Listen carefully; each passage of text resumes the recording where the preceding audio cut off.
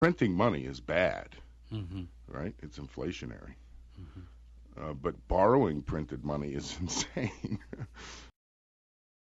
Unless and until we come to realize that taking your neighbor's property isn't going to improve your life.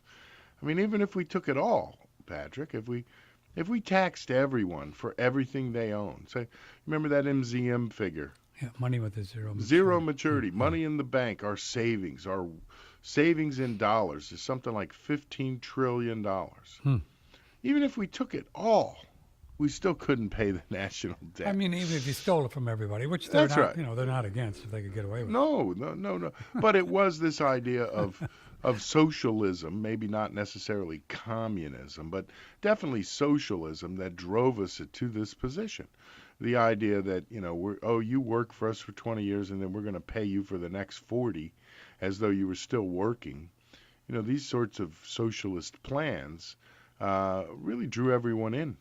And unfortunately, once we closed the window in 1971, we removed all limits to any social experiment that you want to engage in. Mm-hmm. And so government did. So once the gold window was closed, prior to that, as we were taught in classical economics class, it was guns or butter.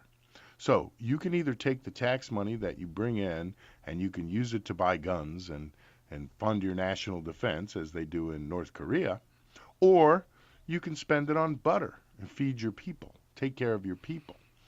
This crowding out effect, if government borrows more than it needs or than it should, that was one of the natural checks and balances put into the Constitution. I often quote my grandfather, Ivy Gause, who said, if these guys, meaning Congress, Mm-hmm. had to spend real money, meaning gold and silver coin, they couldn't do what they do. Wouldn't be happening. It wouldn't be happening at all. It was a natural check and balance put into the Constitution so that if our Congress chose to tax us so heavily that we couldn't or wouldn't pay, Mm-hmm. and then to borrow so much money in the private marketplace that there's none left for normal business, why, we vote those bums right out of office because the effects that they put on us were felt instantly. Once they closed the gold window, however, and gave us a fiat currency that has no backing or substance, then the amount that they create became unlimited. And so now they didn't have to tax us until we squealed.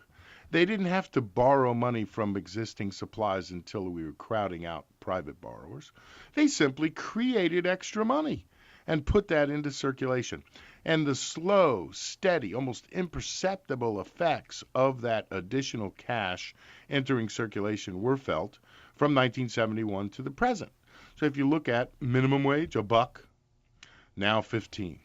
So it's not that the labor pool has gotten that much more skilled that they're worth 15 times as much as a 1971 worker. No, it's that the dollar is worth that much less. So that $15 is what it takes to equal the purchasing power of $1 from 1971. And so given those last 40 years, what do you think's going to happen in the next 40 years? Another 15 times? I think so. And if you Mm. can imagine 15 times 15, a minimum wage that sounds like, what is that? 300 or so Let me an do that hour? here. I got it right here. Yeah. 225. Yeah, so can you imagine a 225 minimum wage 40 years from now? $225 an hour for a typical laborer? If you can't imagine that, then I imagine the $15 over the dollar comes as some shock as well. It is built into the system.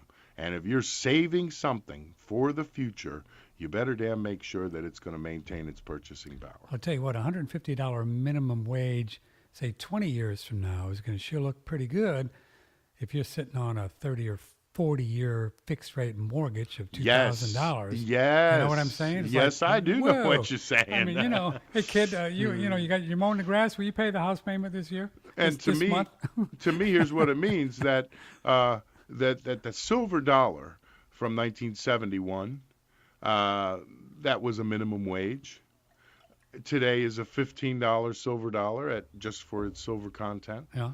It's more like $18 to $20 based on its real Well, that's value. pretty cool, yeah. Right. If you think about that. Yeah. So if minimum wage is 175 or 275 or 375, I guarantee you a silver dollar will be right around that same value.